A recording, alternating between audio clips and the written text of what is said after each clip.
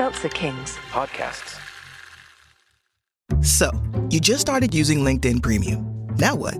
Well, on your premium company page, you noticed around 7.5 times more page engagement and 5 times more page views. Well done. And now, new clients are messaging you. All because you're using LinkedIn Premium, which helps you get the business growth you want. Think big, small business. Think big. Start your free trial at linkedin.com/premium small business. That's linkedin.com/premium small business. Did you know that parents rank financial literacy as the #1 most difficult life skill to teach? Meet Greenlight, the debit card and money app for families. With Greenlight, you can send money to kids quickly, set up chores, automate allowance, and keep an eye on your kids' spending with real-time notifications. Kids learn to earn, save, and spend wisely, and parents can rest easy knowing their kids are learning about money with guardrails in place. Try Greenlight risk-free today at greenlight.com/Spotify. Look, all I'm saying is that you wore the dog suit, so therefore technically that makes you a furry. Tell me, was there yiffing involved? The following podcast contains a lot of screaming, profanity, explicit language.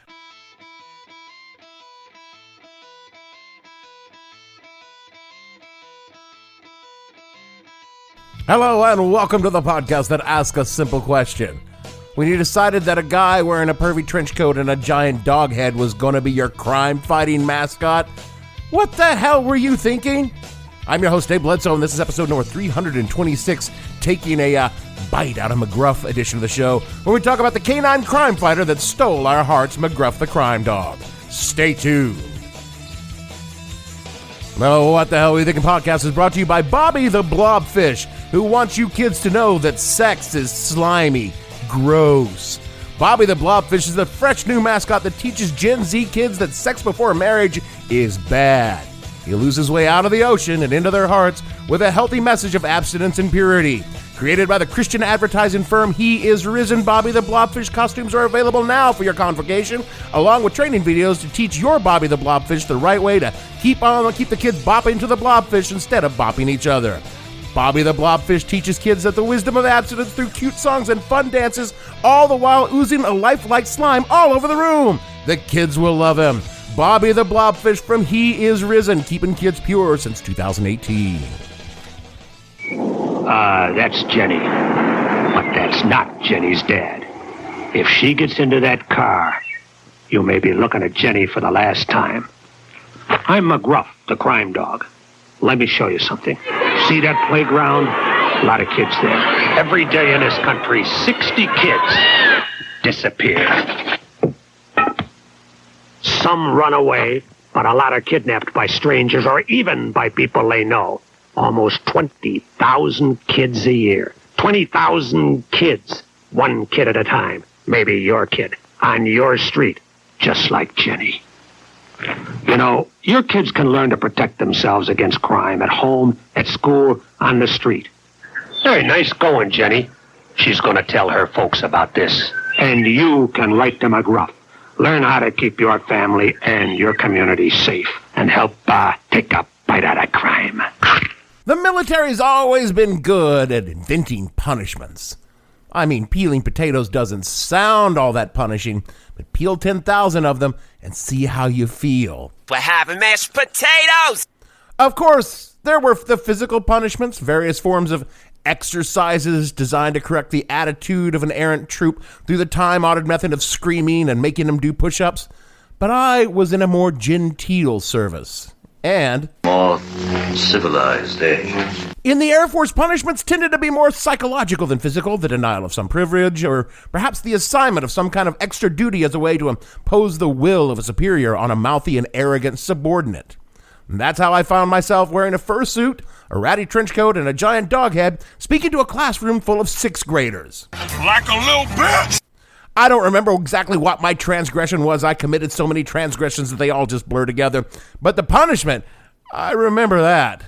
For my sins, I was sentenced to 3 weeks of performing as McGruff the crime dog in the squadron's DARE presentations. DARE being Drug Abuse Resistance and Education Program.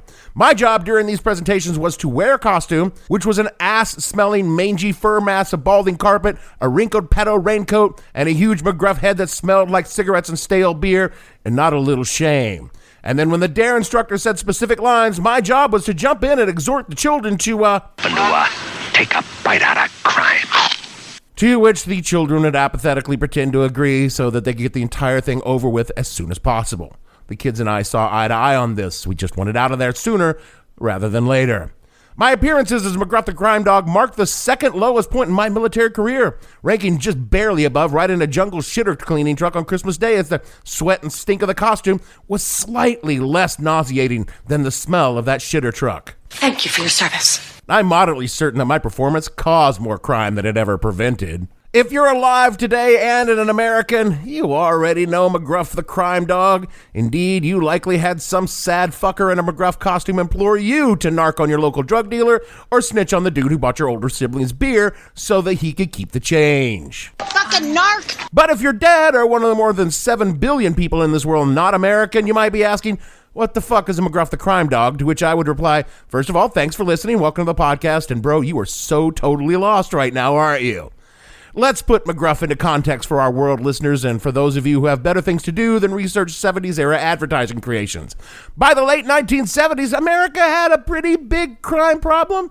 It seemed the entire country was under siege by the criminal elements. Property crime skyrocketed and murder rates were truly horrifying. Serial killers stalked the land and the good God-fearing folks were afraid to walk the street at night. There were many theories as to what was wrong with America. Most of them revolved around people not going to church anymore and refusing to respect the flag. God bless you! God bless America! Also, many of the white people were pretty damn sure it had something to do with black people not knowing their place anymore. There were also just as many ideas about solutions to America's crime problem. Combating poverty. Strangely, no, that one didn't seem to come up in any of the meetings held by the government. No, rather than taking large sums of money and giving it to poor people, instead the government decided to take large sums of money and give it to the President's Commission on Law Enforcement Administration and Justice to, quote, probe fully and deeply into the problems of crime in our nation, unquote. And after spending $2.5 million, about $20 million in today's money, the commission returned their report stating, Crime? Boy, I don't know. This, of course, seemed unhelpful. So various presidential administrations took various approaches to the problem over the years. Johnson thought that poverty was the problem, which, it was, and thought that spending money on poor people was the solution, which it was. But then Dick Nixon came in and said, and the blacks and the hippies and the newspapers and the South Vietnamese and the veterans and, well, pretty much everyone really could go on for days. The short answer is that Nixon started what came to be called the War on Crime, which is just about as successful as the war in Vietnam or the war on drugs. Carter came in and said, crime, no big deal. Let's talk about nuclear weapons. But then Reagan came along and went right back to saying fuck the poor. Jumping ahead, fucking the poor has been pretty much our national policy on crime since, well, forever, really. Maybe FDR put a pause on it, but after him, they went right back to fucking poor people again. Of course, if you're president, you can't just come right out and say fuck the poor as your national strategy. Well, not until 2016 anyway, so some kind of lip service had to be paid to the problem of crime, and when it comes to looking like you're doing something and not really doing anything, who else can you turn to for genuine expertise but advertising it? And so it was in 1977, the Department of Justice, fresh out of ideas on how to fight crime in America, turned to the organization famous for such creations as... Bang, bang, bang! Oh, howdy, partner. Time for timer. Do you ever get that hungry feeling after school? Boy, I do. I'm so hungry, I could eat a wagon wheel. When I'm slow on the draw and I need something to chaw, I hanker for a hunk of cheese. When my 10-gallon hat's a feeling 5 gallons flat, I got something planned, which is little cheese sandwiches. Come on! That's right, the most American of institutions, the Ad Council. Okay, technically the Ad Council had nothing to do with time for timers, but if I get the chance to play a timer ad, I'm damn well going to take it, and so should you. The Ad Council. There's a name that's more or less ubiquitous in American life. It was and is a nonprofit organization that creates and distributes public service announcements via advertising for various groups both in and out of the U.S. government. If the ad council sounds innocuous or even like a positive force, that's because in general it is in its current incarnation. But like most things American, it comes from a darker place. Like during the Cold War, the ad council was a little more than an unofficial propaganda arm of the United States government. Meet Joe, the king of the workers of the world. Hi, folks.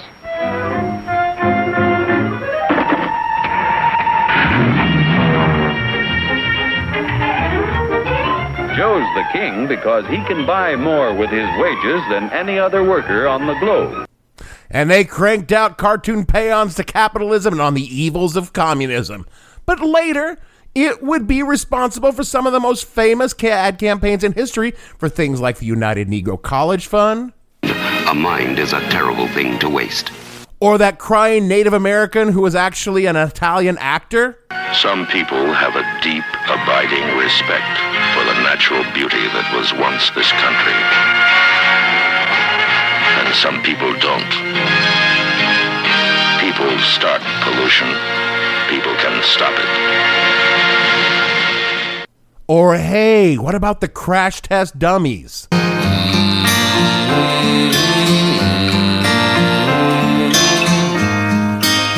No, not those crash test dummies. Vince and Larry. You could learn a lot from a dummy. Buckle your safety belt. And the way the ad council did this was by getting big advertising companies to create campaigns for the public good. Now, for our crime problem, the government took a shitload of money, gave it to the ad council, and they kept some of that money and gave most of the rest to a Madison Avenue advertising agency called Danner, Fitzgerald, and Sample to see if they could come up with a solution to crime. And a lot of people were like, that seems odd. I mean, we trust you, of course. I mean, sure, we're talking about a company that owned the studio that made Rocky and Bullwinkle cartoons, but I'm not sure if they have a solution to the massive problem of crime in America. But they said, let's give them a shot. I'm, of course, being entirely facetious. The government did not give Danner Fitzgerald huge sums of money to find a solution for the crime problem. That would be crazy. No, they asked him if they would do it for free. To which the ad company said, well, that isn't usually how we do things, but okay, sure. We'll give it a shot for America, and put a couple of interns on the project. After a few weeks, the unpaid interns jotted down several ideas on a yellow legal pad and took it to the company exec, who presumably had lost a golf bet and was in charge of this crazy free thing they were doing for the government. And that guy was named Jack Kyle. The idea the unpaid interns brought Jack Kyle was simple. What if there were some kind of dog? And Jack Kyle looked at this idea brought to him by workers he did not pay and said, yes, and so far we're still not getting our money's worth. Clearly all that intern stuff was wild speculation on my part, so like in all things related to advertising, you really gotta take it with a grain of salt. This is from Kyle's 2017 obituary in the New York Times. He, quote, decided to try a catchy slogan delivered by an animal mascot, similar to Smokey the Bear, who reminds people to prevent forest fires. He told the Smithsonian Magazine in 1988 that he had considered an elephant, a deer, a cougar before the catchphrase and the dog character coalesced in his mind during a trip back to New York from the West Coast. You can't crush crime or defeat it altogether, but you could snap at it, nibble at it, take a bite out of crime, he said. And the animal that takes a bite is a dog. Soon McGruff the crime dog, a lanky hound dressed in a trench coat with weary eyes and stubble, was born. Mr. Kyle provided the voice, the raspy sound of a detective who had just finished a long, sleepless stakeout. He wasn't vicious, not tremendously smart, maybe, but he was no wimp either, as Mr. Kyle said. He was a father figure, or possibly an uncle figure, unquote. Then they had to come up with a name, and a national contest was held to give him the name that we all know him by today, Crimey McCrimeface. Dave, come on. No, of course, I'm kidding. It wasn't Crimey McCrimeface, which would have been a much better name for him. It was McGruff the crime dog, and it was imagined by some cop in New Orleans who was probably shit-faced at the time. Of course, the McGruff we know today did not just come as an epiphany out of the blue. There were other candidates before the incarnation we've all come to know and be bored by came to pass. According to McGruff's Wikipedia page, quote, after coming up with the slogan, take a bite out of crime, he, Kyle, settled upon the idea of a dog. His first version was a Snoopy lookalike wearing a Keystone Cop hat. His creative team, however, did not believe the dog would be taken seriously. In response, he gave the team a day to come up with a new version. 5 teams of 2, a copywriter and an art director, produced proposals. The rejected proposals included a bulldog version of J. Edgar Hoover, a golden retriever, an aggressive-looking deputy dog, and a mongrel who became a wonder dog, unquote. Let's take a second to look back at the possibility of the other options through a lens of hindsight, perhaps. The Snoopy lookalike had some real potential in my book, kind of like Snoopy's brother Spike from Needles, but with a heavy drinking problem and 2 divorces under his belt. Then there was the cross-dressing bulldog representing J. Edgar Hoover, which I think they should have ran with, just a cartoon bulldog in fishnet stockings and red high heels chasing criminals down the street. It's a fucking great idea. And a golden retriever. Look, golden retrievers are great, but they're not going to fight crime. They're way too happy for that. They just cheer on the criminals. Now, the deputy dog could have been interesting. Maybe they could model him on like a redneck sheriff who chases black folks out of town before sundown. And of course, who doesn't love the Scooby-Doo knockoff with superpowers? All I'm saying is that any one of these characters, particularly the cross-dressing bulldog, would have been a lot more fun to portray to school kids as part of a punishment for mouthing off to my supervisors. Going back to Wikipedia, quote, the proposal Kyle selected, which would go on to become McGruff, was a talking dog in a trench coat. He was tired. He'd seen the world. He had epitomized all the detectives we've seen, from Raymond Chandler to Dashiell Hammett, even Columbo, unquote. Raymond Chandler and Dashiell Hammett. Because when I think of teaching children to fear strangers and snitch on their pot-smoking uncles, I definitely think of noir detectives with 2 slugs in them, one from a .38 and another from a bottle of bourbon. And Columbo? Okay, sure, Columbo, fine. That one I really think would have been great. Maybe the slogan could have been, Oh, sir. Just one more thing. Hell, they could have hired Peter Falk to voice the character and turned the PSAs into mini episodes of Columbo, complete with guest stars like John Cassavetes. Or, hey, can you imagine Roddy McDowell playing the neighborhood creeper trying to lure kids into his van? I know I can. Or Suzanne Plachette as a drunk driver who runs over a toddler. Oh, that really would have brought Hollywood into this thing, and then we would have had something. And if they'd done that, perhaps McGruff might have been enthusiastically received. Again from Wikipedia, quote, while lauded by Kyle, the U.S. Justice Department was less enthused by the idea of a talking dog as the spokesman for crime prevention.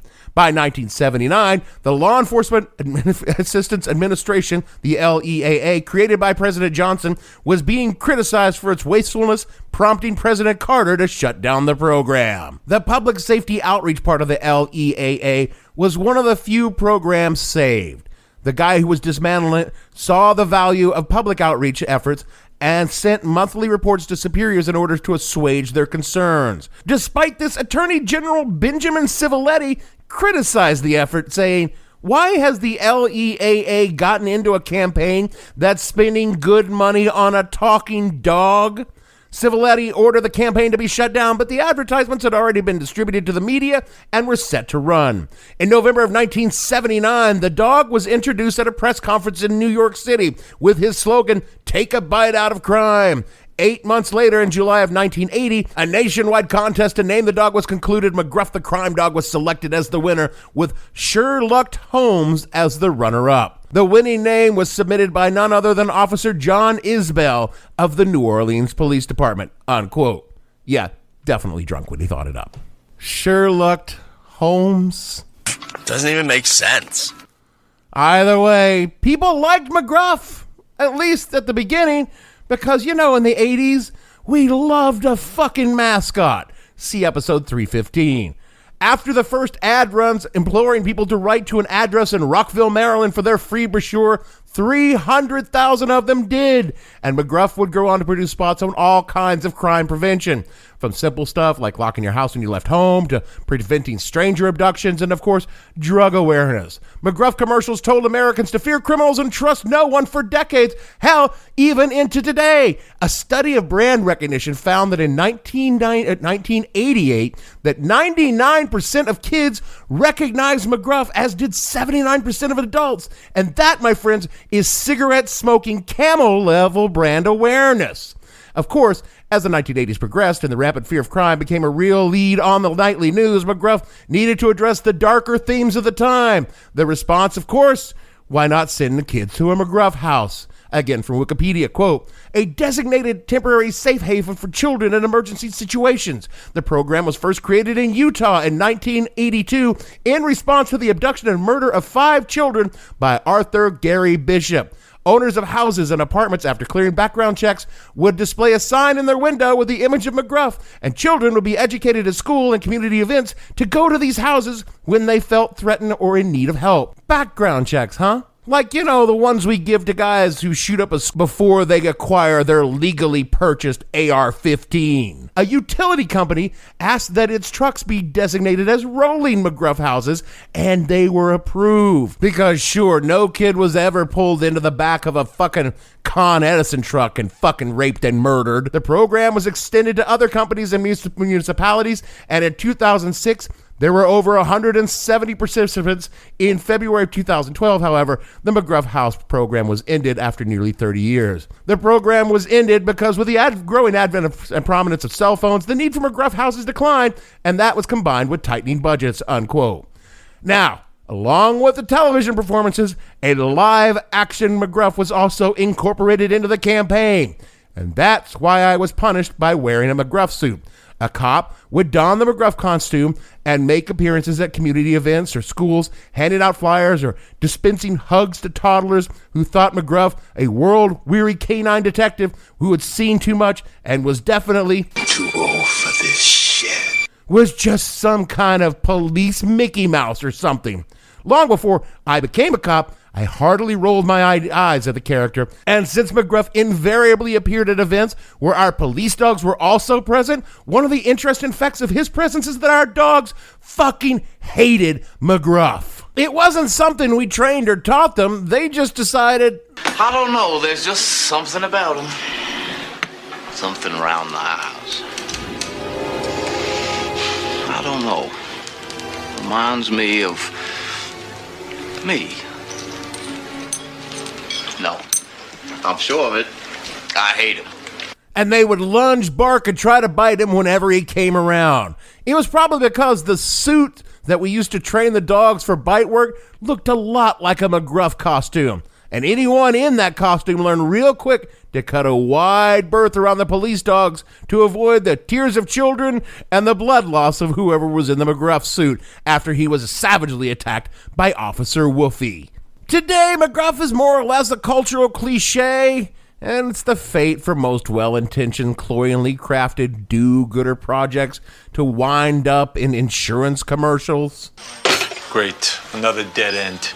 Sarge, I just got a tip that'll crack this case wide open. Turns out the prince at the crime scene... Did McGruffy Wuffy get a tippy-whippy? I'm serious. We gotta move fast before... Who's a good boy? Is him a good boy? I'm just gonna go. Oh, you wanna go outside? You gotta go tinky poo-poo. I already went, okay? In the bathroom. As long as people talk baby talk to dogs, you can count on Geico saving folks money. 15 minutes could save you 15% or more on car insurance.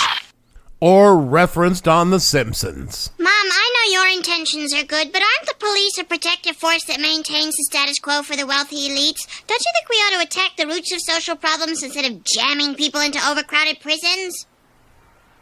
Look, Lisa, it's McGriff, the crime dog. Hello, Lisa. Help me bite crime. Ruff, ruff. You know, the sort of fate that's reserved for pretty much all creations of the 1970s and 80s. It's either The Simpsons or Family Guy. And it's not to say that McGruff's days are behind us. The campaign continues as McGruff has evolved somewhat to address modern crimes. Instead of stranger danger, McGruff might warn you about how to protect yourself online from identity theft or to avoid online predators. And of course, McGruff isn't voiced by Jack Kyle anymore. He'd long since retired. Various other actors had played the role since Kyle's early work. including, according to CBS News, quote, John Morales, an actor who played the crime-fighting cartoon character McGruff the Crime Dog, and was sentenced to 16 years in prison, stemming from a 2011 arrest in which the police seized 1,000 marijuana plants, 27 weapons, including a grenade launcher, and over 9,000 rounds of ammunition from his house, unquote. Wow. I'm kind of wondering if John Morales is in one of those classes where I was forced to wear that McGruff suit. Obviously, McGruff was well-intentioned, and the awareness campaign was actually pretty benign. It avoided racist tropes about crime and focused on simple, common-sense ideas to protect yourself and reduce your risk of being a victim. Like, not being a truck stop sex worker. They probably never aired the commercial where McGruff talked to the working women along I-40, but they should have. I mean, McGruff was nowhere near as objectionable as the other big ideas they had at the time, which was like the mass incarcerations of millions of black men for nonviolent drug offenses and consigning teenagers to die in prison for crimes they committed as juveniles. So all things considered, McGruff was probably the lesser of two evils, and crime did fall steadily from their peak in the early 1980s shortly after the McGruff ads debuted. McGruff probably had less to do with the fall than, say, the removal of lead from the atmosphere, and no one is exactly sure why crime declined. A lot of questionable tactics want to take credit for it, from broken windows policing to, yes, mass incarceration, but none of them can back it up. But in America, that never stopped anyone from claiming their idea was the one that fixed it. Hell, for all we know, maybe it was McGruff that made America turn around and take one look at criminals and say, you know what? Crime, boy, I don't know, is when I decided to kick your ass. All I know is I hated wearing that fucking costume, and that senior NCO that forced me to do it can take a bite out of my ass. Ryan Reynolds here from Mint Mobile. I don't know if you knew this, but anyone can get the same premium wireless for $15 a month plan that I've been enjoying. It's not just for celebrities. So do like I did and have one of your assistants switch you to Mint Mobile today. I'm told it's super easy to do at mintmobile.com/switch. Upfront payment of $45 for 3-month plan, equivalent to $15 per month required. Intro rate first 3 months only, then full price plan options available. Taxes and fees extra. See full terms at mintmobile.com. This episode is brought to you by MeUndies. Underwear drawers are like the Wild West. You never know what you're going to pull out or what shape it's in. So upgrade your collection with the buttery soft comfort of MeUndies. MeUndies' signature fabric is as soft as a warm hug from your favorite sweater. Plus, it's breathable and oh so comfy, making it ideal for all-day wear. Get 20% off your first order, plus free shipping at MeUndies.com/Spotify with code Spotify. That's MeUndies.com/Spotify, code Spotify. That is it for our show this week. Oh, so many great memories of helping all the kids learn about fighting crime from inside that giant fucking dog head. And me with a massive fucking hangover because if I was going to spend the day with kids, I was damn sure going to get loaded the night before, the night after, and I was probably drunk while I was inside the fucking school. Sounds like something I do. Speaking of setting a bad example, rate and review this show wherever you get your podcasts. It helps others find the show, listen to us, and realize how bad of an example your behavior was. All of my questionable judgments are on the _podcast on Twitter and the show name on Facebook. You can track every bad decision I've ever made at whatthehellpodcast.com and kick us $1 or $2 to support future bad decisions at patreon.com/whatthehellpodcast. We are a proud member of the Seltzer Kings Podcast Network who want you to know that McGruff really touched them as a child. Or maybe that was just the guy wearing a McGruff suit. So for me, Dave, only you can prevent forest fires, Bledsoe. Producer, the toughest job I will ever love. Out now, you'll just be needlessly cruel. Gavin, and all the fictional friends who don't let friends drive drunk on this show, we want to say, hey, open up your eyes and listen to me. Alcohol fills your world with lies. Listen to McGruff. He's got a crippling drinking problem that's almost got him booted off the force and cost him 2 marriages. We'll see you all next week. It's no good when you're drinking. It won't show you the way. Hey, you'd better start thinking. Being straight is okay. It seems so very nice.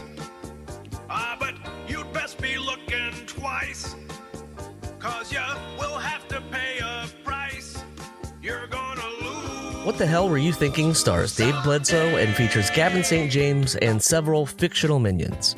The show is produced by Kimberly Steele and a part of the Seltzer Kings podcast network. You can find more information on the show on their website, whatthehellpodcast.com, or on Twitter at @thehell_podcast, or on Facebook as What the Hell Podcast. Thanks for listening. I have no ending for this, so I take a small bow. Seltzer Kings Podcasts.